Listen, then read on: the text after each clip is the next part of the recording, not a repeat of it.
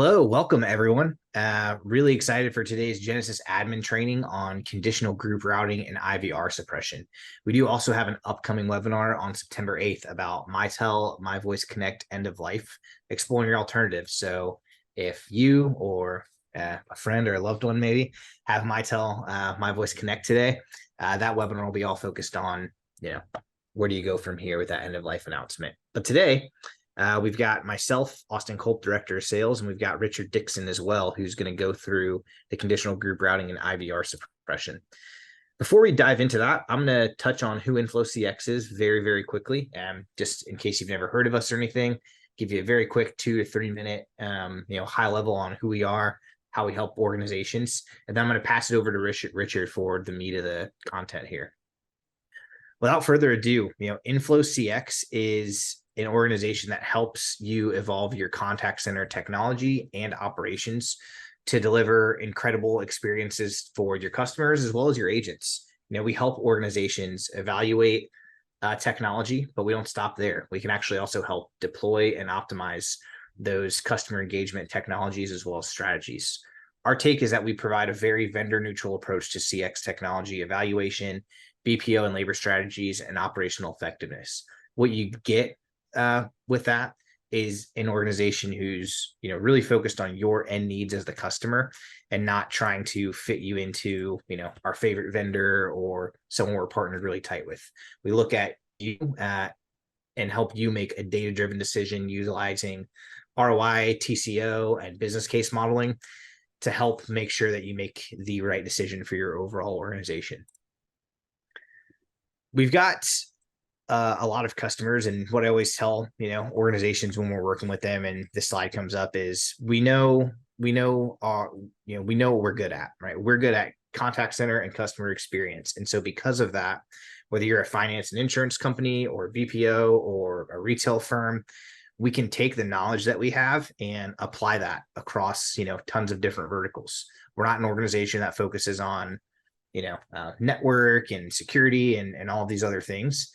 We really, know what we're good at and learn lessons and share those lessons with our customers. We work with some of the most cutting edge and leading technology partners on the market. Our core expertise, again, is this contact center CX ecosystem, as well as unified communications as a service. 10 years ago, if you looked at this slide, there's maybe 10-20% of these logos on here, maybe even less than that. But the purpose of this is just whether you're looking at a core contact center solution like a Genesys, a Five9, an ICX1, Talkdesk, Sprinklr, Zoom, RingCentral, or a UCaaS player. There's also this whole CX ecosystem market. Some of the players like a Genesys or a Five9, for instance, have capabilities in some of these, but oftentimes customers just have really unique or complex requirements that maybe a best of breed solution that's really focuses on just WFM or just quality and analytics versus the whole ACD, IVR, et cetera, makes a lot more sense. The point of this is that we know this whole space like the back of our hand, and we focus on it when we're working with our customers, so they don't feel like they have to do what they're already hired to do at their company, and then also become a master of this very complex and ever evolving space. Without further ado, I will pass it over to Richard Dixon to talk with all of us about conditional group routing. Richard, go ahead. Hi, everybody. So we're going to go over conditional group routing. If you had checked yesterday with the release notes, it was released yesterday. So this is something brand new. So conditional group routing, what this is going to allow you to do is to share groups of agents between different queues based upon the rule sets that you set. Rule combination of KPI and agent availability. Currently, only the estimated wait time, the EWT KPI, is available. I do know they have plans for more to be growing out there as far as availability, but right now it is just the EWT, and we don't have an estimated time for any others right now. So it's soon, but when they finally put it out there, we'll be able to see that. So using your CGR, you can expand the availability of pool of agents incrementally. So it's similar to something like where you have a bullseye-based routing. Instead of having to have those individuals directly placed in there, you can then use a group of individuals to add to your queue. So although the agents from the other queues are diverted to handle the interaction surplus from your original queue, the rule sets are set to ensure that the KPI targets of the other queues are not compromised. So you'll see something along the lines of these if you use multiple queues or send things along the queues to forward out, where the estimated wait time or the wait time that has occurred during that transfer is added to the KPI of the other call. So if a customer sat on hold for 5-10 minutes while we're waiting for a transfer, and then we move it to the next queue, that call then continues with that queue. So it's going to make your KPIs look bad on that other queue, even though it was transferred to handle it because the other one couldn't. It's going to shrink those KPIs and make it look a little worse. But with this, it allows it to retain that same KPI and doesn't affect it. So the system, the requirements for this, the feature requires one of the following subscriptions. So you need a CX1, a CX2, or CX3, or Genesys Cloud CX1 digital add-on 2, or Genesys Cloud CX2 digital, or Genesys Cloud CX3 digital to have that availability. Sorry. Jumped one there. So agent selection process. So when a new interaction enters the queue that has the conditional group routing enabled, the following sequence of events happens. By default, the individual agents and the agents in the groups that are members of the queue but are not part of the 5 rules are available during the queue routing there. So Genesys Cloud evaluates the first rule. If the conditions of the rules are met, Genesys Cloud marks all agents within the group associated with that first rule as available during the routing. Agents in these groups and the agents mentioned in step 1 are now available to take that interaction. The interaction now waits for that specific time period.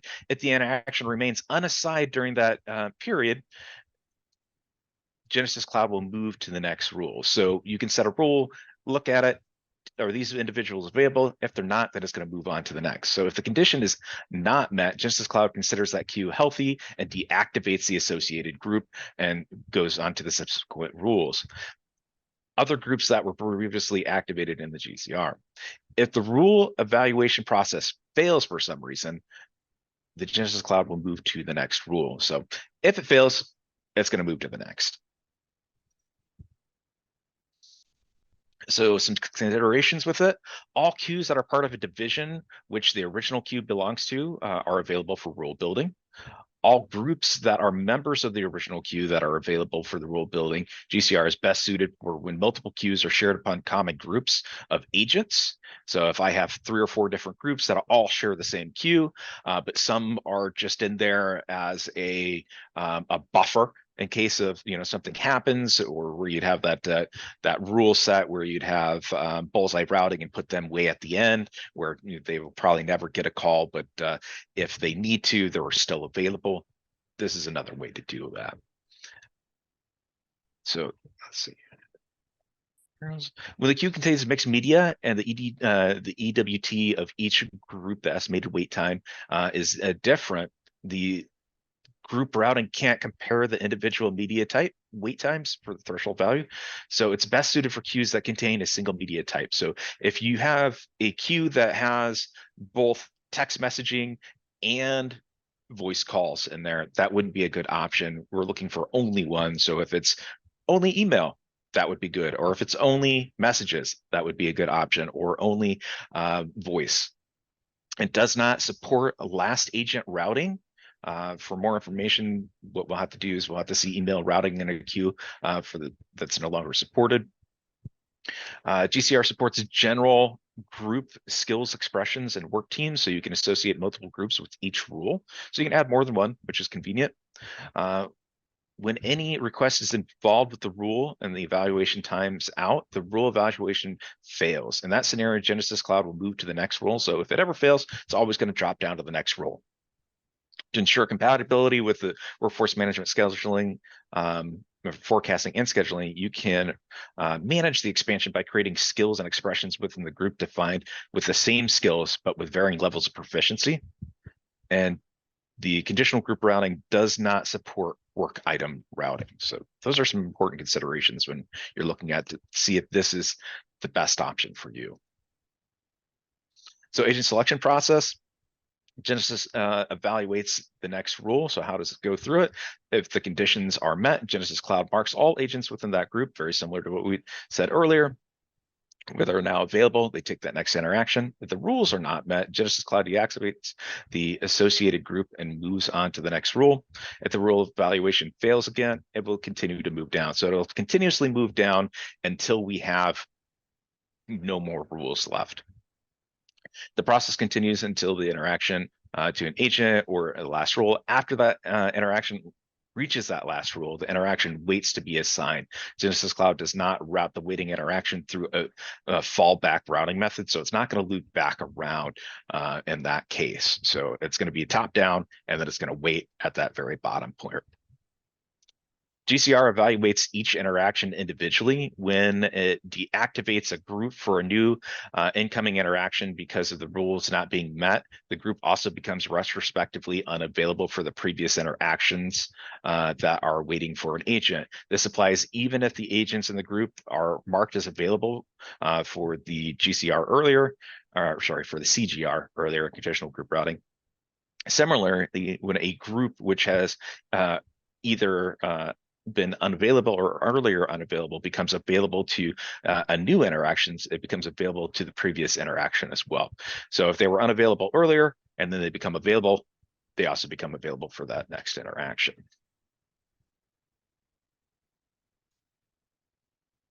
So this is kind of how it looks when you have multiple in here. We'll jump back and forth to this image. This is kind of a way to see how it's in action. And then after this, I'll show you how to actually build it out very quickly. We'll just use one rule and then we'll build a second rule after that. But you can see there's a couple different sections here. The customer interactions group is using rules based on KPI. It creates up to 5 rules. So you can only have 5. That's your maximum to target your conditions there. So the first one is going to be an estimated wait time of greater than or equals to 34 seconds. From there, it's going to look for select a group, which is number 3 in this case, and wait 4 seconds before evaluating the next rule. So you can tell it how long to sit within that group. After that, it's going to have the same EWT.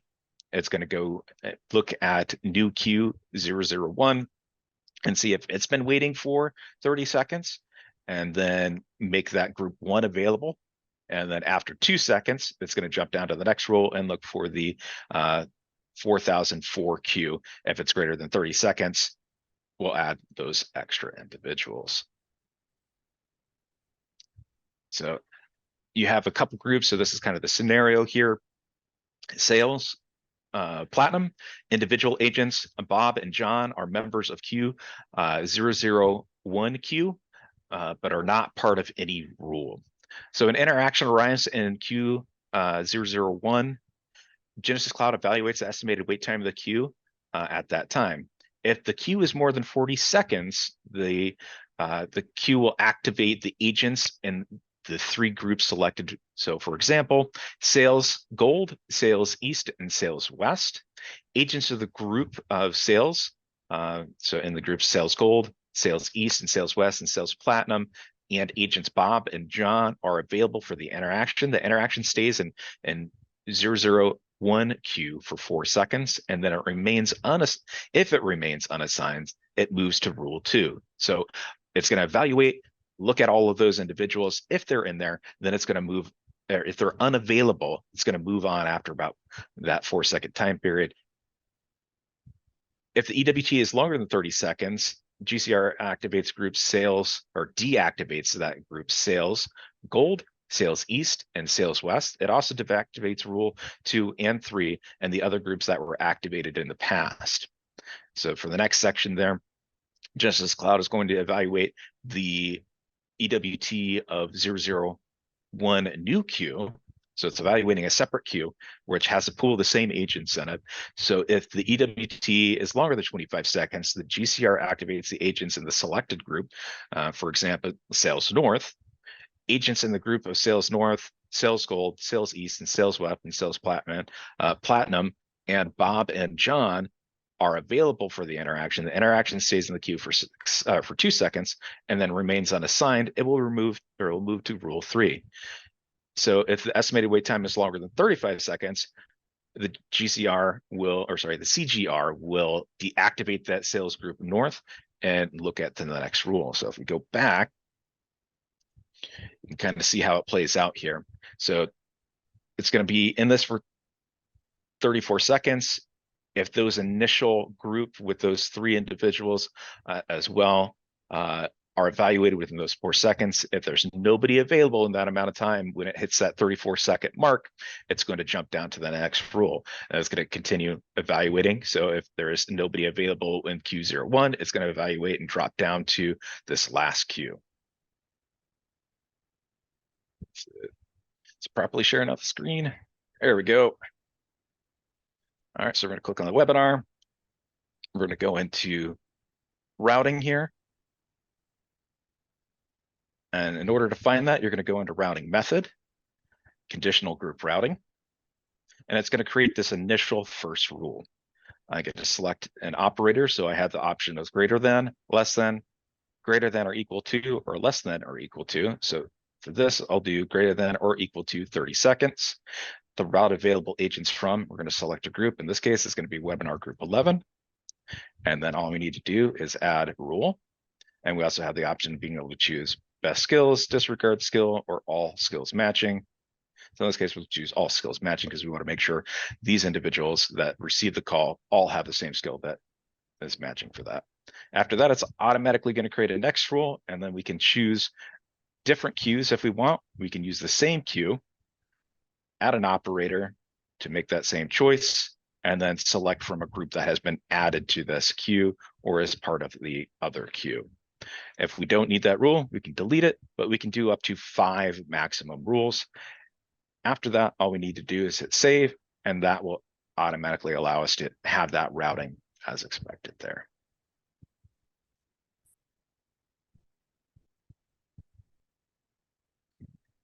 So the next part is we're going to go over IVR suppression. So this is going to be in a case where you don't want portions of the IVR recorded. So for example, the incoming call where they're making their choices and going through or talking to a bot in this case, and we don't really want to hear what they're saying or have recorded sessions, you can selectively adjust that.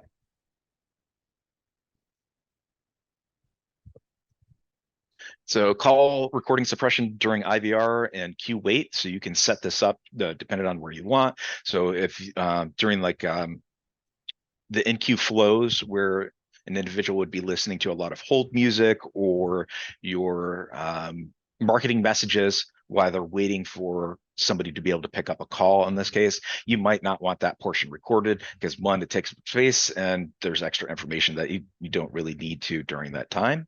What you can do is you can choose to not capture recordings when the call is in the IVR or NQ wait or add a wait time, suppress the recording at the IVR.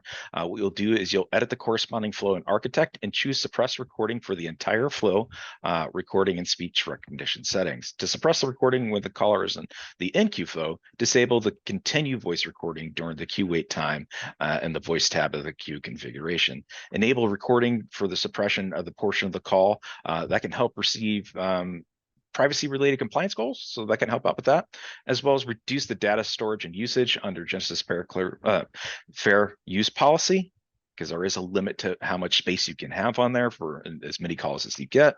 And it can also improve your supervisor's quality management reviews and efficiency. So if I don't have to listen to a lot of wait time on there, I can rapidly get through my QA of that call to see if everything is working. Additionally, AI is another good way to have a lot of those calls reviewed to help with that, to help reduce some of that workload. The interaction recording playback typically begins when an agent picks up the call at ACD. So as soon as I pick up that call, that's when it's going to start recording. Yeah, and Richard, we do have one question that came in from the audience, and I know the answer, but I'll ask it so you can answer it. Sure. A guest asked if individuals are able to, be in multiple groups. Yes, so I can be in multiple groups at a time, and just depending on where they place me, I can be in multiple groups. If I'm in the same group, however, and I'm looking and being evaluated for that same group, it's still going to look at possibly, knocking me out of that during that time. So if I'm not available for that first group and I'm thrown in for a second group in there, in that same routing, I'm not sure how that would play out. I haven't had a chance to test something with that since this did finally go live yesterday. So don't have a perfect answer for that, but you, as a general aspect, you can be part of multiple groups. Awesome. Thank you.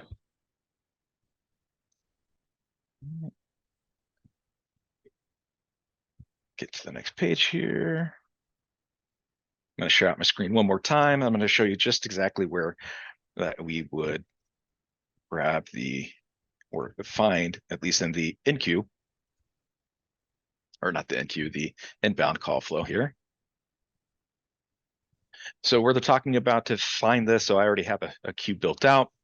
We're going to go to the recording and speech recognitions. Also, if you haven't seen this new view, at the top of Architect here, and I would recommend starting to get used to it because this is what the new Architect is going to look like. I'll switch over to the old one briefly just so you can see it, but it is going next month, coming up on the 6th. So if you haven't already started working with this, it's coming. There is no ways about it. There are some obvious changes here. Things have smoothed out a bit. And if you notice the standard section here where we go to be able to zoom in and zoom out on flows, it has moved. It has not disappeared in this case. So let me flip it back. It did take a bit once they finally decided to update it. Took a little while to figure out where they put it. It is now down in the opposite corner. I don't know why they made that design choice to give us a hard time, but here's something else that I can do. And we're getting a little off topic, but with the new Architects as it is coming out, you can now press Control and zoom in and zoom out with your mouse wheel inside the flow here to be able to zoom in and zoom out. However, when it reaches the end of either directions, that's when it's going to do something along the lines of changing the actual zoom level for the entire page. So just be aware of that, but it does make it a little bit easier. I can zoom in and zoom out within the flows as opposed to having to go directly to that slider every time. But back over to where we find the recording and speech recognition. This is where we would find it, and you would click this checkbox right here, which is suppress recording for the entire flow. It is off by default. So all you need to do is click that on, and that will suppress the portion of that flow. And then if you went to an NQ flow at that point, you would go in there and make that adjustment. I would say this is probably more beneficial for the NQ flow portion where somebody would be waiting on hold during that music, because most of the time the flows, you're going through it pretty rapidly. It's trying to get you over to a queue as fast as possible and going through any evaluations that you have in there. Awesome. Well, thanks, Richard. Very insightful. I know we had some questions from the audience. If you do have any other questions, please feel free to go ahead and throw them in the chat now. We've got a little bit of time left and we'll answer them. But if not, I will close us out with, if you have any sort of contact center, customer experience, agent experience, questions, needs, whether that be around technology, whether that be around people, whether that be around processes, please get in contact with us. And then we do have a question in the audience of, are we going to be sent this recording? This recording will be posted on the InflowCX YouTube channel very soon. So you can head over there and check it out. Excellent. Well, thank you everyone for your time and attention today. We really appreciate it. Please feel free to get in touch with us. Have a great evening.